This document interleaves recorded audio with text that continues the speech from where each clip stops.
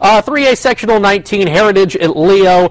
Leo won that matchup 56-28 in Week 6, and then you've got Harding at Eastbrook. Harding has actually done well to win 5 games this year. Sure. That's no question, considering they lost Rod Smith, considering what they lost in graduation. But, I mean, do you see this as eventually being a Leo-Eastbrook championship game? Yes, I do. Leo will take care of Heritage. Here's the big question mark, and I couldn't get confirmation on this. Connor Kasser was taken off the field last week with an injury. I don't know yet what his status is going into next week.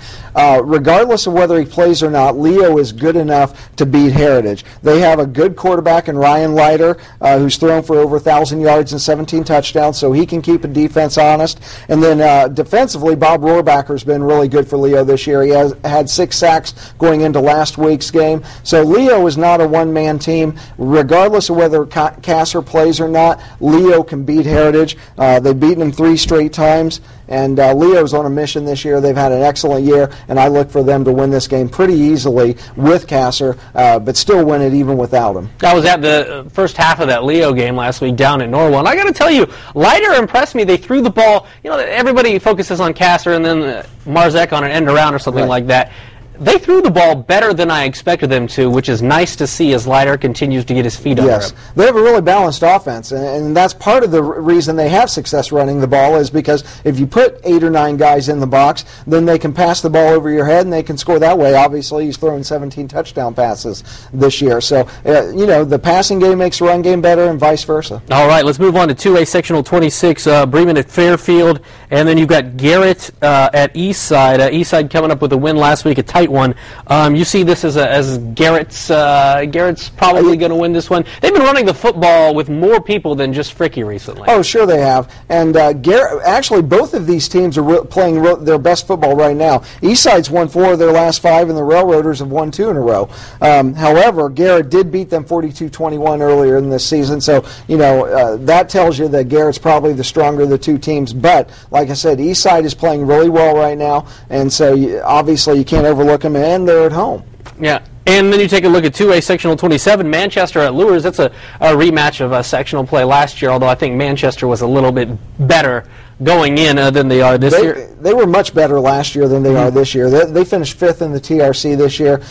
Here's what Bishop Lures needs to do. They need to play their starters into the 3rd quarter about a series, and then they need to pull those guys and get some younger guys some experience, in particular at the quarterback position. I believe it's Eric Sorg is the backup quarterback. You might want to throw him in there for a quarter and a half just in case, God forbid, something happened to James Kanapke later on in the tournament. You don't want to have an inexperienced quarterback out there trying to win you a state championship. I've got a better chance of getting a date with Taylor Swift than Manchester does of winning this game.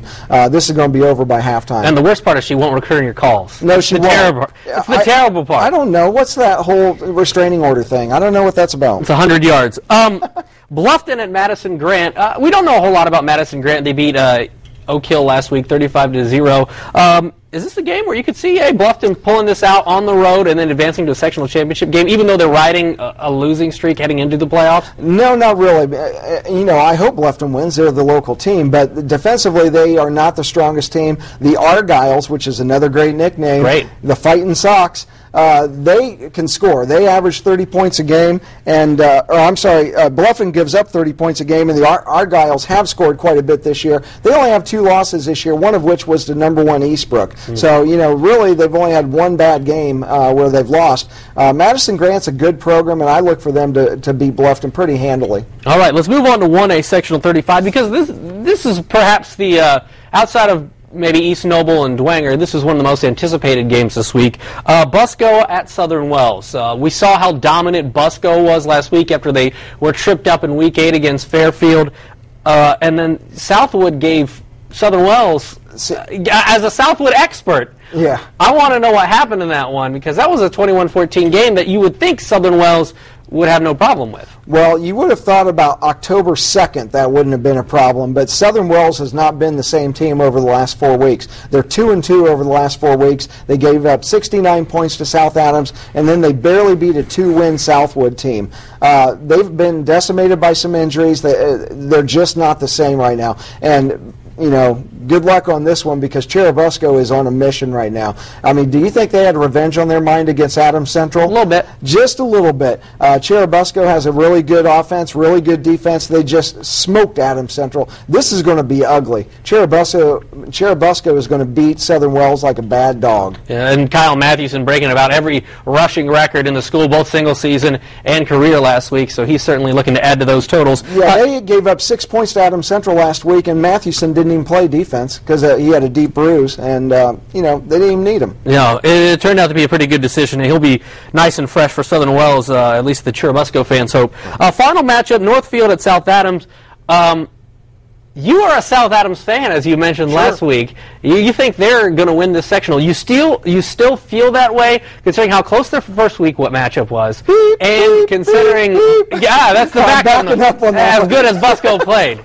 Yeah, Cherubusco really, I mean, if they would have gone out and played Adams Central in a close game, I probably would have said, yeah, South Adams can still do it. There's no way they're going to beat Cherubusco. Not that Cherubusco team that played last week. And Monk's a little bit healthier and Matthewson's a little bit healthier. I think South Adams will give them a good game. They're not going to lose 50-6 like Adams Central did. But Cherubusco, good night. I mean, they're smoking people right now. But South Adams is going to take care of Northfield with no difficulty. Northfield got beat by North Miami, who South Adams beat last week, and South Adams won 5 games in a row, so they're playing really well right now. But yeah, if I got to put my mortgage on something, I'm going with Cherubusco in this sectional now. How's that for wishy-washy? How quickly the tables have turned here in the playoffs. I have no guts whatsoever. It's okay, but maybe Taylor will call you back, and then all is forgiven. All right. All right, well, we've got plenty of football to look forward to this Friday night. He'll have you covered all week and through the games. We'll have you covered on Friday night with the Highlight Zone. But for now, that's going to do it. I'm Glenn Marini, and we'll see you later.